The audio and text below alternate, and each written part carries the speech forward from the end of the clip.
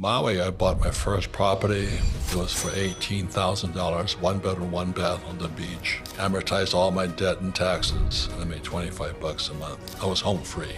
That's what Kenny McElroy and I do, is we use debt to get rich. And other people follow Dave Ramsey, who said live debt free.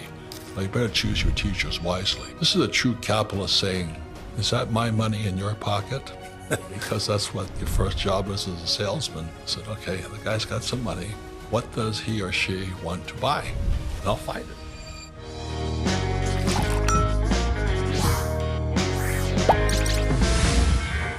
Hey everyone, welcome back to Success on the Rocks. This is episode number 6, and today we have a very, very special guest on.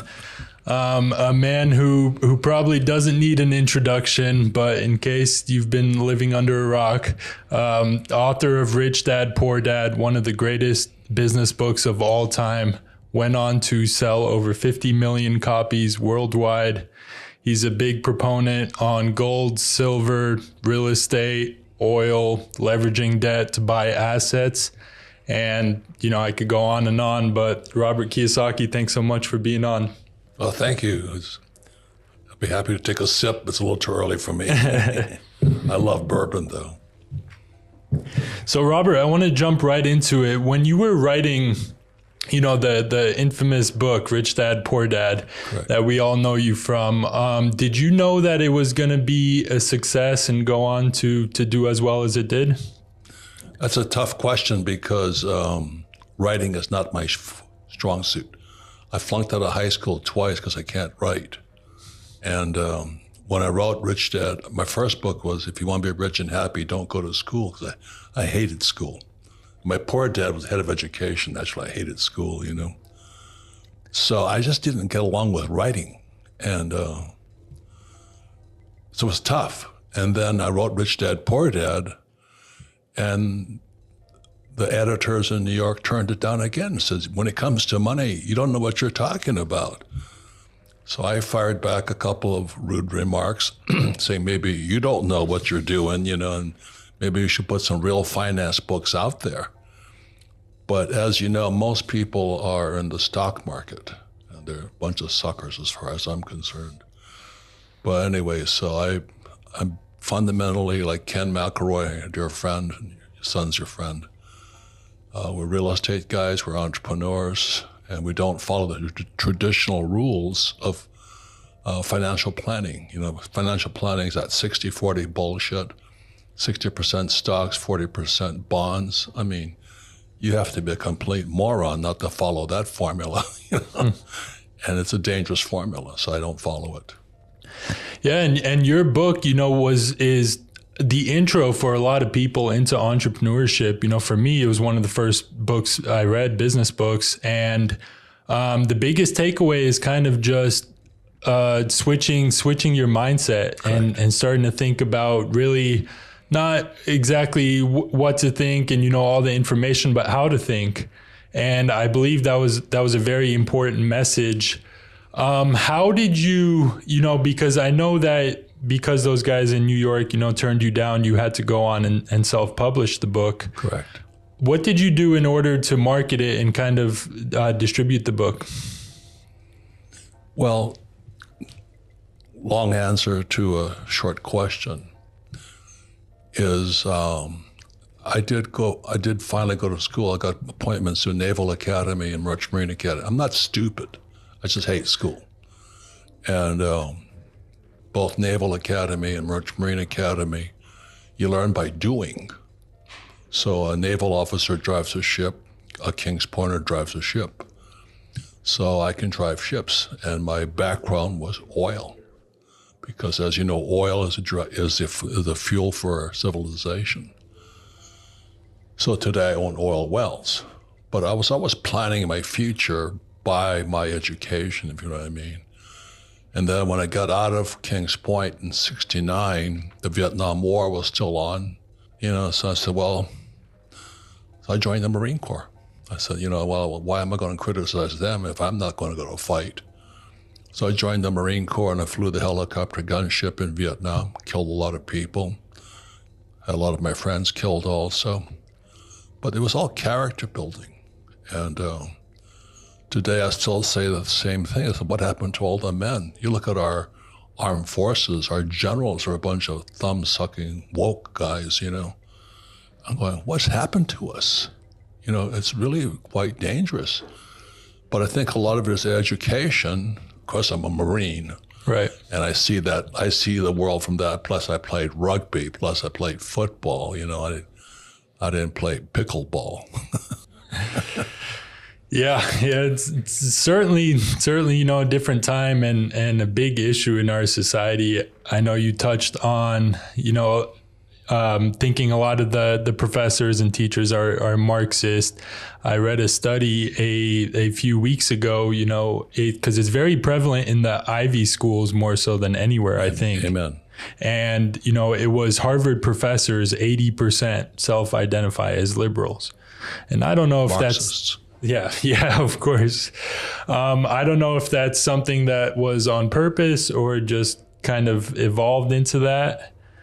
Well, let me explain that real quickly. Yeah. I went to military school, so I didn't go to those pussy Ivy League schools. So it was either Naval Academy or Merchant Marine Academy. I took Merchant Marine Academy because we're the highest paid graduates in the world. And I wanted to be an oil tanker driver. So I drove oil tankers with Standard Oil. And so it's at the age of 18, I leave Hawaii, which I was a surfer rugrat kid flunking out of school. And I go to Kings Point, and they start screaming at you from day one, you know, like. And then my economics teacher was a West Point graduate who flew B-17s in World War II.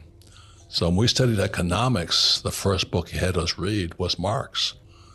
You know, I've got 1848, the Communist Manifesto.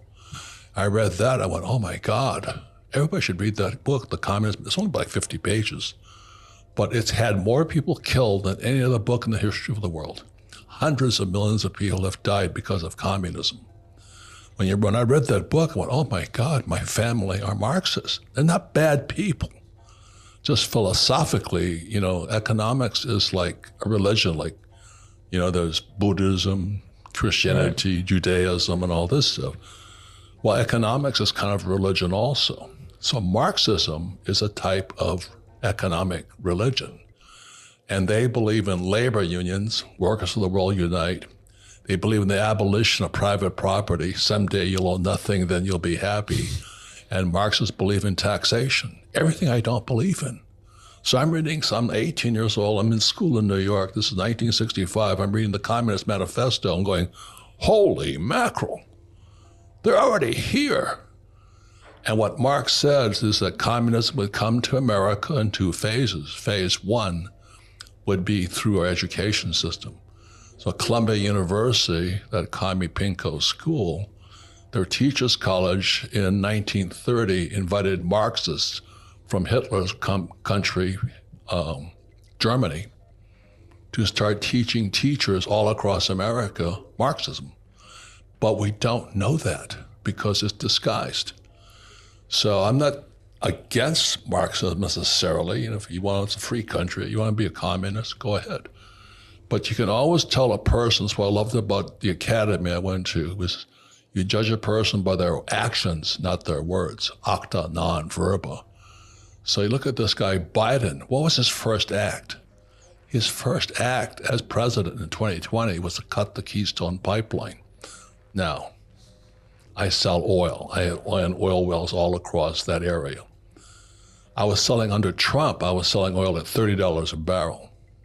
The moment Biden came to town, oil went from $30 a barrel to $130. I knew exactly what that SOB was doing. He's going to bankrupt America by driving the middle class broke. You know, when the price of oil goes up, everything goes up. Food goes up, everything goes up. So Biden and this Kamala Harris, another commie, I mean, what they're trying to do is bankrupt America. Watch what they do, not what they say. And the second thing those SOBs did, they took down the wall. And Trump put the wall up. These guys take the wall down. So again, it's acta non verba. Don't listen to what I'm saying. Watch what those two pinko commies did, Kamala Harris and Joe Biden. And look at this kid, Hunter Biden. Guy's a drug dealer, a pervert, and, some whack star, just like his dad. And Donald Trump's two sons and I are really good friends. I wrote 2 books with Donald Trump. They're great kids. Mm-hmm. But you can always tell a parent by their kids. And, like with Hunter Biden, he didn't fall too far from that fruit tree. Just watch what they do, not what Kiyosaki is saying. I'm just kind of reporting it, call play by play. Yeah, no, agreed, because it's something, especially with my generation, the younger generation, it's something very hard to see. You have seen communism firsthand in Vietnam, of course. Myself, I'm originally from Albania. I was born there. Good. And my parents, I grew up hearing the horror stories of communism. They don't want it, do they? No, of course not. And, people that have lived through that can kind of see it coming in phases. Amen, brother. You're actually quite fortunate, because most of these liberal kids don't know they're living in communism right now. And it's the famous saying of, you could vote your way into socialism, but, there's only one way out at that point. Just look at the facts. Hundreds of millions of people have been killed by communists. It's going to start happening here. I mean, it's already, they defund the police. You can steal up to $1,000 a day and not go to jail or something, something stupid like that. That's the abolition of private property, all Marx. And join the labor union. My poor dad was head of the teachers union. Most school teachers are freaking Marxists. They're good people. They think they're doing the right thing. I just don't like their politics. And with, at the time of this recording, obviously we're days away from one of the biggest elections. Most important election of our time. In this nation's history. What are some, as a businessman and investor, what are some of the implications that, this decision really depends on? There's a lot of talk on Kamala's, tax policy and her capital gains tax. What are some of your thoughts on that? Well, go to the Rich Dad website. There we posted Trump's tax plan, and we posted Kamala's. Kamala's a pure Marxist. It's that, I don't know if you know this, but America was founded as a tax-free nation. It was called the Boston Tea Party. And we fought taxation. And so Kamala and these commies, Democrats, most of them, they want to tax the rich. And they're so stupid. The rich don't pay taxes, if you know what I'm talking about here. So these stupid commie pinkos who teach colleges, all they're doing is taxing themselves, because they're not that bright of people. And touch on that a little bit, because obviously you've been very, very financially successful. You're big on not paying taxes and using debt in order to do that. What are kind of some of the strategies and ways you avoid tax, legally? Well, when I came out of the Marine Corps in '74, the first thing my rich dad said, you have to learn how to sell. So I got a job at Xerox. He says, if you can't sell, you have no income. So sales equals income. The second thing is that you have to take real estate. So Marine coming out, so I got a job with Xerox to learn how to sell, and I started taking real estate courses. And all the lights go on. In real estate, it's called appreciation, depreciation, amortization. That's financial literacy. People say, well, what's financial literacy? It's called no taxes. Appreciation, depreciation, amortization. They're ways to legally not pay taxes. So let's say I make $1 million in Rich Dad. Immediately, I've got to buy $10 million worth of real estate. So I buy $10 million worth of real estate using $9 million of debt. So debt is tax-free money, if you notice. Right. Most of these idiots who buy mutual funds is after-tax money. Really stupid people. I mean, they really don't know anything about taxes because they went to school. But anyway, so I don't pay tax. So I've got to buy a bigger piece of property. That's Ken McElroy and his sons. I called Kenny, said, Kenny, I need another $40 million. He goes, okay, you got it. That means I need to buy a $40 million piece of property or I'm going to pay tax. So I get richer and richer because I'm buying bigger and bigger properties from Kenny McElroy, making cash flow from it. And then because I have a $40 million property, I can amortize it, appreciate it, depreciate it. You know, it's called financial literacy. But the average professor has no idea what I just said. I might as well be speaking Chinese to him. Yeah, because it's a problem. I mean, it's not taught in our schools. No. If you were, let's say you were in charge of kind of a education curriculum override, what are some of the first three concepts that you would make mandatory and feel are crucial for people to know when it comes to educational? The first thing I would do is I would give the kids a choice. Do you want to be a Marxist? Then go to this school. You want to be a capitalist? Go to this school. It's a free country. You want to be a Marxist? Just stay and go to Arizona State University. Go to University of Hawaii. Go to UT Texas. Right. You want to be a Marxist? Just stay in school. And what was that first initial piece of real estate that you bought? What was the first property you purchased? Well, it's real estate is so freaking easy. If you can't make money, you should hang up the jock strap. You know what I mean? So my rich dad says, I'm coming out of the Marine Corps. My poor dad wants me to go fly for United Airlines. I said, Dad, I fly a helicopter gunship. You don't want me flying your aircraft, Hi, this is Captain Kiyosaki. Strap in, idiots. Because I love flying the gunship. Man, you can get down there and shoot them real close, I went down 3 times too, but that's how good the training in the Marine Corps is. I loved it. I just loved it. It's high adventure, high adrenaline. You lose a lot of friends, but you also other people pay the price too. It's not for everybody, obviously. But anyway, so I come out and I don't want to fly for the airlines.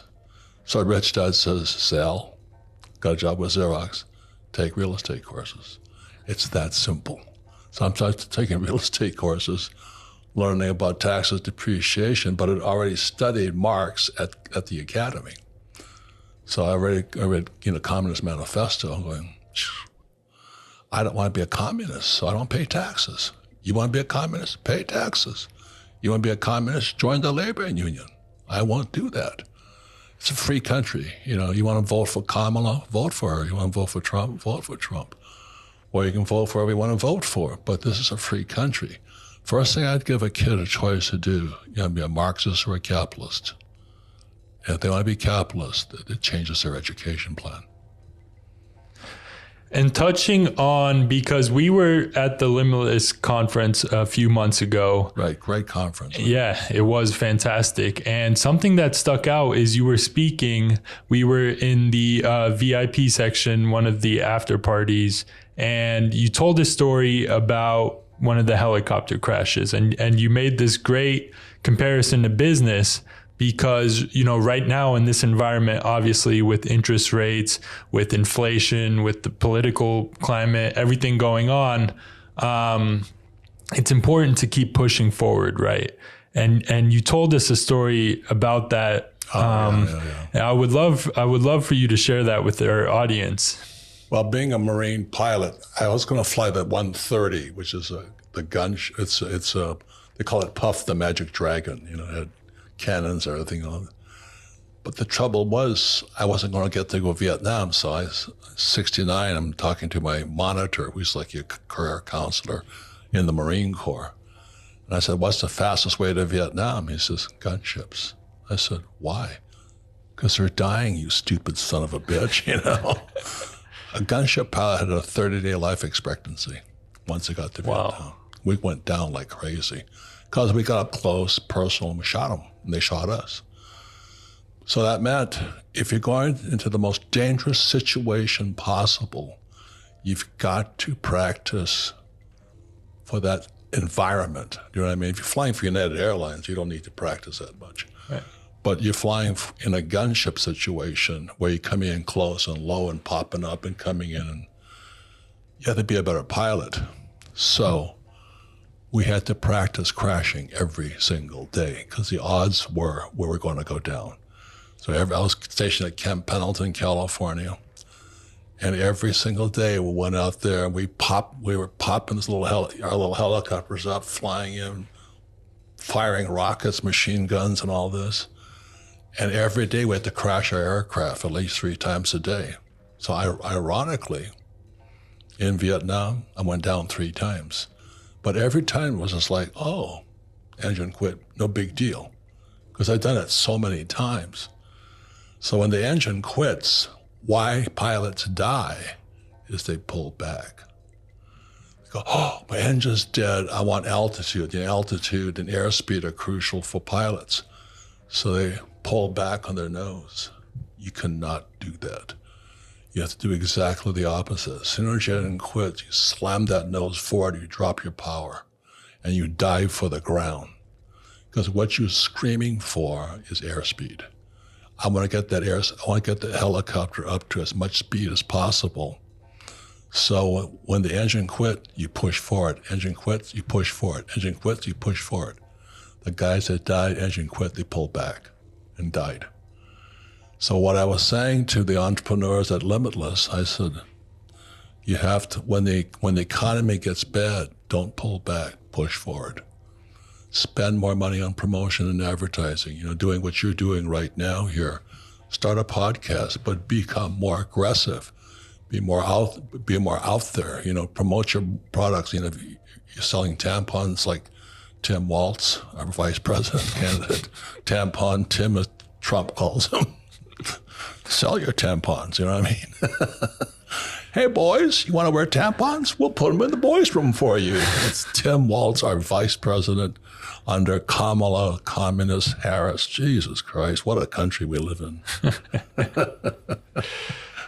So what do you think are some of the ways that, entrepreneurs, you mentioned, marketing, advertising, what are some other ways you think that they should push forward right now? I mean, do you think they should be taking on more debt?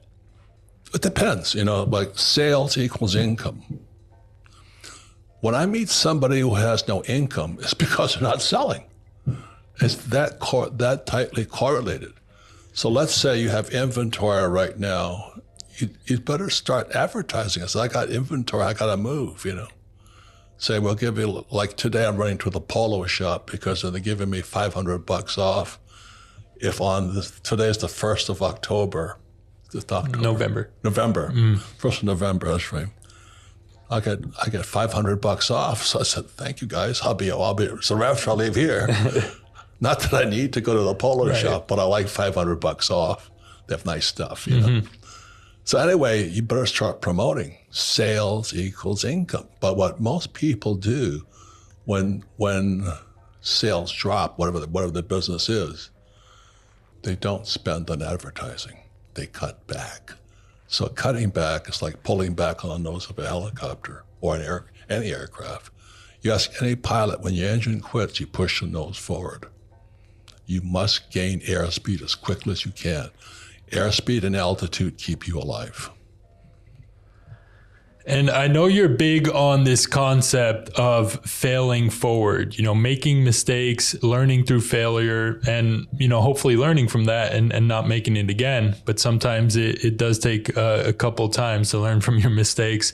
Is there anything you would have done differently looking back at your financial educational career that you might have changed? Well, it goes back to school. My poor dad was a PhD from Stanford, University of Chicago, and Northwestern. In academics, these professor guys, making mistakes means you're stupid. In the world of business, the person who makes the most mistakes wins. But you have to learn from your mistakes. And if you screw up, I was just talking to this young guy, he's only 21 years old. I said, you screwed up. Admit the truth now. I was court-martialed twice in the Marine Corps. Twice. Best thing that ever happened to me, because I had to tell the truth. There's a movie by Jack Nicholson. This is A Few Good Men. You can't handle the truth. That's the Marine Corps. When I got caught, and it wasn't that serious, just flying drunk and with women in my aircraft. Boys having fun with the toys. Mm-hmm. Oh, the women were beautiful too, man. I tell you, they were hot. We fled to deserted beaches in Hawaii and drank and have a good time. So I got caught, And they said, "What happened?" I said, "I'm guilty."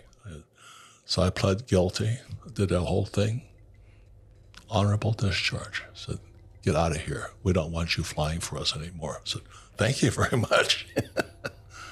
But the truth shall set you free from Bible. It's that simple. But our schools teach you, if you make a mistake, it means you're stupid. And when you lie about your mistake, you become a criminal. Yeah. Telling the truth is very important. And that story about the Marine Corps, it could have definitely been a lot worse for you if you didn't. I have an honorable discharge. I sat there and the guy says, the prosecutor was this young Jewish guy named Captain Abrams.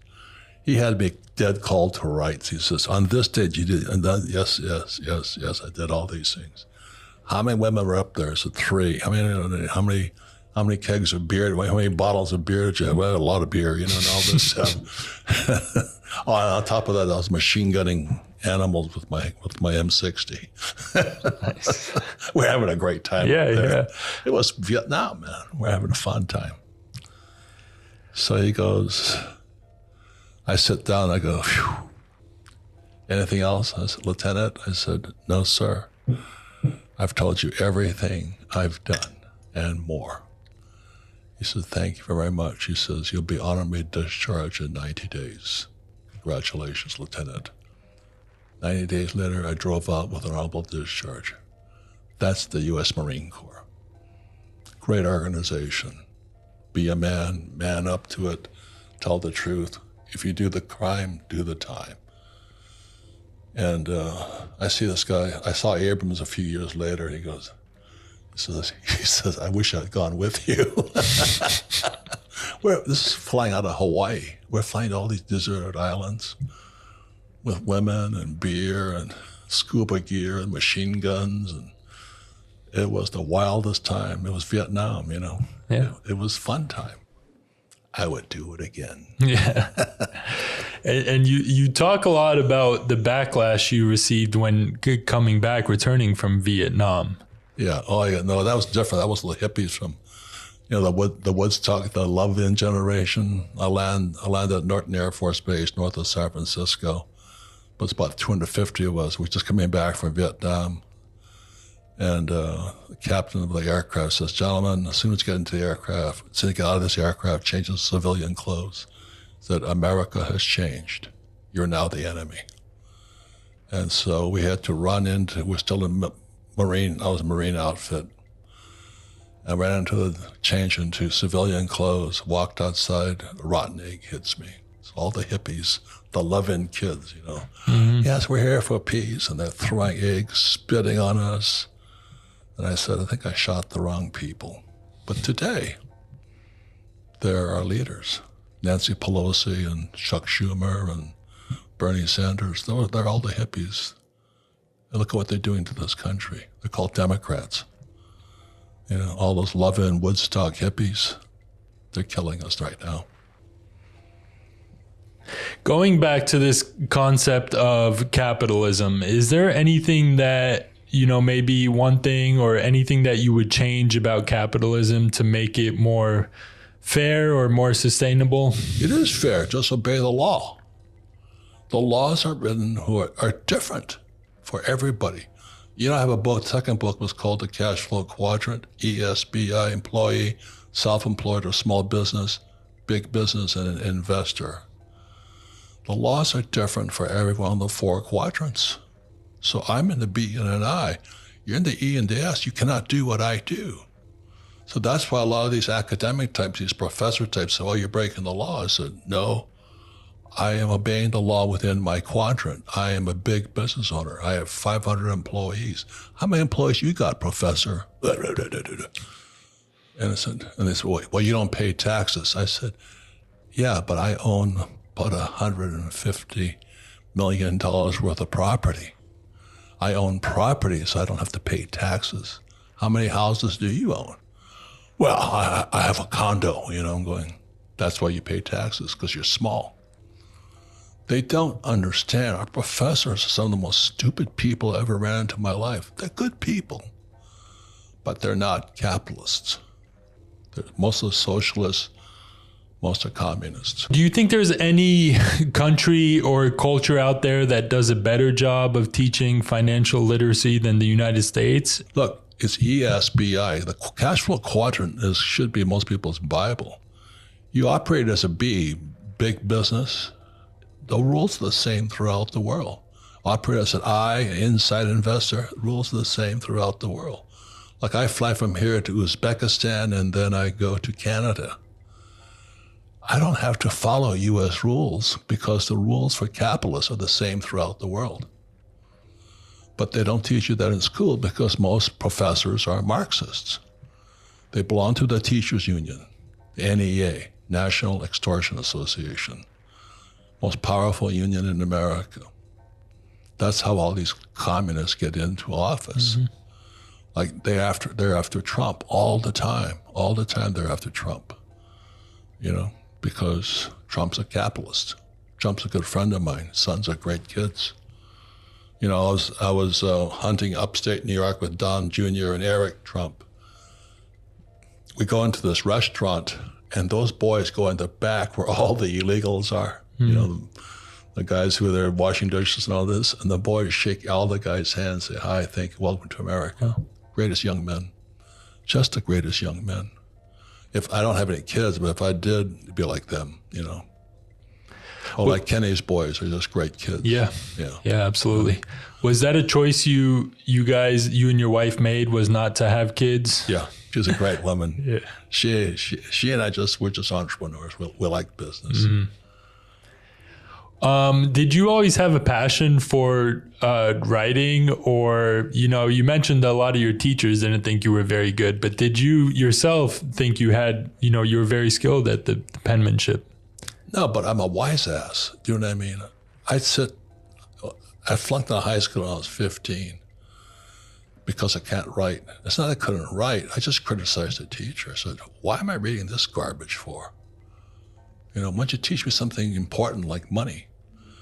And then when I got to be 17, my senior year, same thing. The teachers just came down upon me because I'm a wise ass. I said, look, I'd rather learn about taxes or debt or something like that. Well, you're just going to be a gritty old man. I said, well, that's fine. I'm happy to be a gritty old man, But they're Marxists. And in school, if you go against a teacher, you're dead meat. But that's why the academy, Kings Point, U.S. Merchant Marine Academy, is a great place because my teachers, economic teachers, were West Point graduates, and they bombed a lot of people. They flew. I remember my English, he was my economics teacher, and like I said, West Point graduate. And I went to him and I said, I got this high-paying job with Standard Oil, after I graduated. And I said, sir, what's it like to fly a B-17 in World War II? What's it like to get shot down? What's it like to be a POW? He said, he looked at me, he smiled, and he went, go find out. So I resigned from my high-paying job with Standard Oil, making $120K a year. In 1969, that was not bad money. Mm-hmm. So I resigned, joined the Marine Corps, $200 a month. Wow. Next thing you know, I'm flying in Vietnam and going, I'm glad I did. Those things are more important than just a paycheck. I loved it. I absolutely loved it. I lost a lot of friends. The saddest days of your life is when your friend's aircraft doesn't return. And you stand there just staring out, where are they? And they don't come back. So, and then they come home and then have all these hippies spit on you.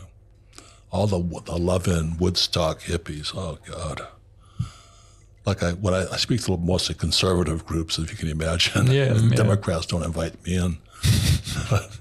I stand there and I said, yeah, and I swear to God that was Nancy Pelosi out there spitting on me. They all crack up. Or Bill Clinton or Chuck Schumer or Bernie Sanders. Let's make fun of it,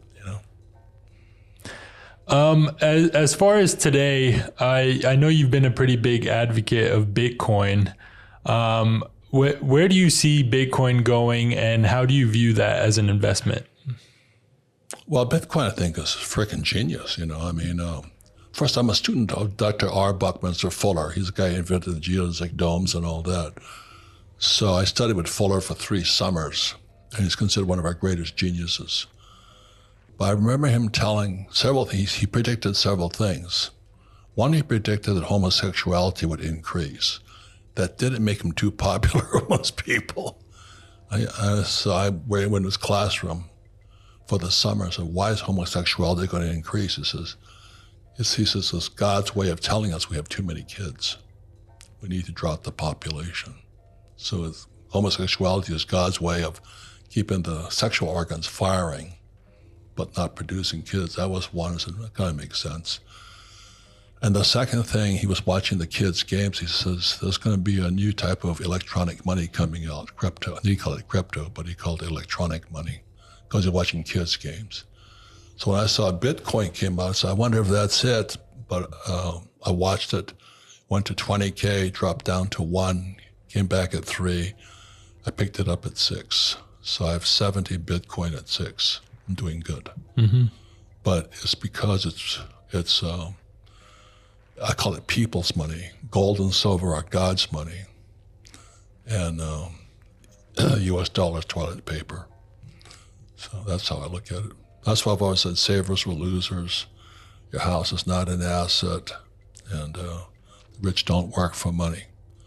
So I do a lot with Kenny McElroy. I do a lot of real estate with him. The profits go into Bitcoin and gold and silver.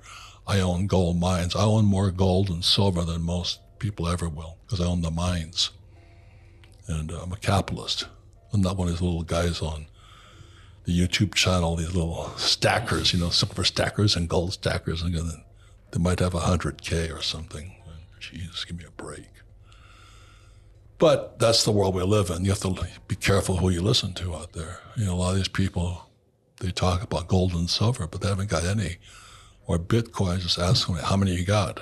And they go, well, I got half a Satoshi or something, They just crack up and say, okay, John Wayne, I got half a Satoshi. Keep going. Well, obviously has proven to be very successful for you. Bitcoin, I think, is sitting around 70,000 today. Yeah.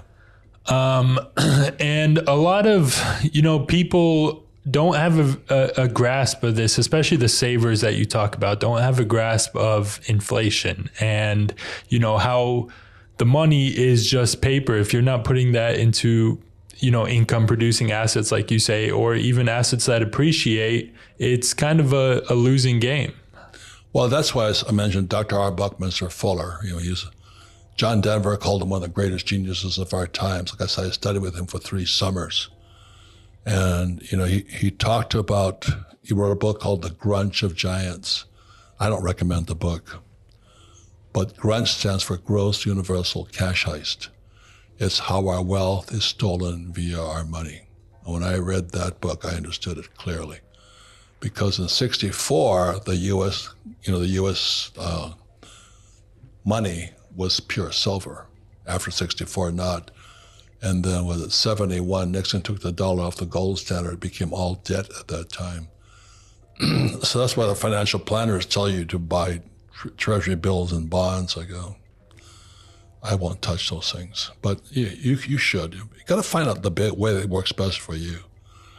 So I don't have any stocks or bonds. I have a lot of stock, but they're my companies that I took public. So one of my goals was I took a company public on the Toronto Stock Exchange, gold mine. I took a gold mine public on New York Stock Exchange, and then I'm taking a carbon credits company public on NASDAQ next. So what a true capitalist does, they don't buy stocks, they sell stocks. They list companies on the stock exchanges. And everybody can do it, Why would I go and buy a stupid mutual fund when I can list a company on the New York Stock Exchange? I'd rather do that. To me, it's simple. Yeah. Easy decision, Yeah. And piggybacking into my next question, looking at young entrepreneurs today, someone that wants to achieve the level of success you did, what are some risks you think they should take and maybe some risks that they should be avoiding? Think for yourself. Be careful who puts ideas in your head. Do you know what I mean? Because the worst thing that most people have are old ideas. Go to school, get a job, work hard, save money, pay taxes, buy a house, get out of debt, and invest for the long term in a well-diversified portfolio of stocks, bonds, mutual funds, and ETFs. I don't touch that stuff. I'm not saying you shouldn't. Mm-hmm. I just don't have to. I'd rather take my own companies public on New York. Okay. That's a little bit more exciting than buying a couple of ETFs. Same as Bitcoin, I don't buy Bitcoin ETFs. I just rather strike when the price dropped, I bought as much as I could. Same as Michael Saylor, just accumulate. So I don't save dollars. I just save dollars enough to hit with Bitcoin or gold or silver. So essentially, finding the right teachers is very Amen. important. Amen. That's like when I was in Sunday school at 7. The teacher at Sunday school, she was only about 25, I'm like 7 years old. She goes, "Why were the wise men wise, the 3 wise men?" I raised my hand and said, she goes, "Why?" Because they were rich. She goes, "How do you know they were rich?" I said, "They had gold, frankincense, and myrrh. Those were rich guys." Mm-hmm. Jesus had nothing. She goes, "Oh, no." You know what I mean? I was a wise-ass kid. But just show me the facts, Jack. You know what I mean? Yeah, and it's important, that old way of thinking that you touched on as well, with an ever-changing world, keeping up with the times, stuff's changing. Yeah. Nothing's worse than an old idea. Why don't you save money? Well, why would you save money when America is printing? We're now at $35 trillion in debt. And every year now, we pay $1 trillion in interest payments of money we don't have. And you still save dollars or yen or pesos or euro. I mean, you're an idiot. If you had $1 trillion and you spent $1 every second, how long would it take you to spend $1 trillion? 31,688 years. And these guys are printing $1 trillion every 90 days. Why would you save the dollar? I mean, you got to be a frickin' stupid mother effing idiot. Just look at the numbers. It's simple math. A trillion seconds is 31,688 years. Do the math. And you go, well, why am I saving these dollars then? Because you're an idiot. Save gold, silver, and Bitcoin. Or use debt to buy real estate. Yeah, and you use a lot of debt, obviously. How much are you in debt now currently? About $1.2 billion. Wow. Debt is money. The U.S. dollar became debt in 1971. And these guys like Dave Ramsey, he and I get into it, or he says, live debt free. I say, Dave, that's your formula. It's not my formula. And, for most people, Dave Ramsey's formula is the better formula. Live debt free. Because you have no financial education and you don't want to study. You've got to study. I study constantly. Study constantly. Because everything's changing so fast. So Dave Ramsey's correct. Live debt free if you really don't want to study. Yeah, and there's a lot of benefits to debt, obviously, that you touched on: taxes, inflation, all of that. How has, I believe with the first property you purchased, going into that, you bought it 100% levered, right? That was because your professors, your teachers have a lot to do with your success. So I took this real estate course, and this guy was a real estate investor, and he says, your job is to buy a property for nothing. And then he taught us how to do it. It was a 3-day course. I sat there. It took me a while, but finally I found this property. It was on Maui. Maui's a pretty desirous place to be. Used to be, not anymore, because of the fires that just went through Lahaina. But on Maui, I bought my first property. It was for $18,000, 1 bedroom, 1 bath on the beach in Lahaina. And I paid for it with a credit card. I made $25 a month, so I had cash flow, amortized all my debt and taxes, and I made $25 a month. I was home free. It fried my brain. I went, holy mackerel. That's what Kenny McElroy and I do, is we use debt to get rich. And other people follow Dave Ramsey, who say live debt free. Well, you better choose your teachers wisely. That's the most important thing. Dave and I are good friends. I respect him tremendously. But his formula works for most people, not for me. Yeah, and that's the growth mindset. I think if it's all about your capitalist mindset. Yeah, which is hand in hand, kind of. And it's all about your tolerance. Some people, if they have even a little bit of debt, they can't stand it. They can't sleep at night. Correct. So if you're more comfortable with it and more comfortable taking risk, I think your school of thought is a better. It's like learning to fly a helicopter. You got to practice crashing every day. Mm-hmm. If you're not willing to do that, don't fly helicopters. It's really quite that simple. So most people should follow Dave Ramsey. This is a true capitalist saying, excuse me, is that my money in your pocket? How do I get it? Right. And I'm always trying to figure out how to get somebody, because that's what your first job is as a salesman, is sales equals income. I said, okay, the guy's got some money. What does he or she want to buy? And I'll find it. Excuse me, is that my money in your pocket? I say that in front of these Democrats, they're freaking going nuts. Oh, you're just a greedy son of a bitch. I said, why am I the greedy one? I give people what they want. You know what I mean? Like, I'm going to run off to Ralph Lauren right now and they're going to give me $500 off on a new sweater. I don't need a new sweater, but I like the $500 off. I'm happy. Mm-hmm. Oh, no, you shouldn't do that. You should live debt free. You should, look like a tramp and a bum. I'm going, oh, my, that's your choice. I like the nicer things. Yeah, I think honestly, if entrepreneurs were in charge of the system rather than these politicians, it would be much more efficient. Amen. Look at an example I like to use is look at TSA, which is, government versus Clear, and one which is private, and one is way better at it than the other, right? But another famous saying you have kind of is, with how much money you have in debt, is it's the bank's problem. It's not your problem. Yeah, if you can't pay it back, but I pay. I've never defaulted. I've gotten close. I got in trouble, but it actually makes you smarter. That's why never lie, tell the truth. I went to see my banker, said, "Man, I'm in serious trouble," and he just worked it out. But when you hide it and you try and lie to the guy, they get angry at you. So that's why what Jack Nicholson said in A Few Good Men, you can't handle the truth. That's what the Marine Corps taught me. Tell the truth. It's much easier.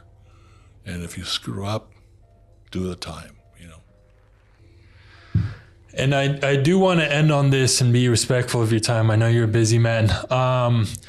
If you could meet any person throughout history, dead or alive, maybe over a lunch, who would it be and why?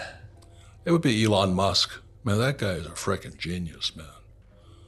How the hell does he do what he does? I mean, I sit there looking at his Teslas, takes a rocket ship in space, brings it back down and going, what is this guy smoking, man? I mean, he is the genius of art. Steve Jobs is another real, genius entrepreneur.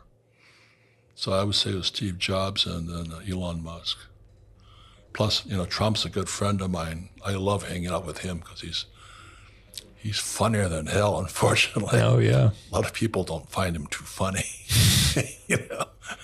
I was sitting in a conference with Donald, like this, and Chris Christie walks in, and Chris Christie's a little overweight. And Donald looks at me and goes, hey, lost a few pounds, huh? Everybody cracks up. I said, Donald, you shouldn't have said that. But he's a good guy. My wife loves him. We're at his office, and I was at Fort Lee, New Jersey. He is a man's man. You know what I mean? I cracked up. Kim cracked up. She says, I love the guy. Because there's no two Donald Trumps. There's only one. It's him. Right. And he's for real at that moment versus this guy Biden and his son Hunter. Oh, my God. Or Kamala and her husband. And she says, I raised kids. She never raised any kids. They're called Democrats. Yeah. It's been very nice to see Trump doing all these podcasts and kind of humanizing, with the Joe Rogan sitting there for 3 hours, just conversation, unscripted. I think it's very good, and I think they should follow suit. Well, how about him driving up in a garbage truck? Yeah. Because Biden's his followers are garbage. So he drives up in a garbage truck. I mean, the guy's having a good time. Now, the academic types aren't having a good time. Right. Or the Democrats aren't having a good time. But I'm cracking up. I love the guy more than ever. He's a man's man. That's all I ask. Be straight. Hit that like button, subscribe, and tap that bell notification so you can be notified next time I drop some more heat.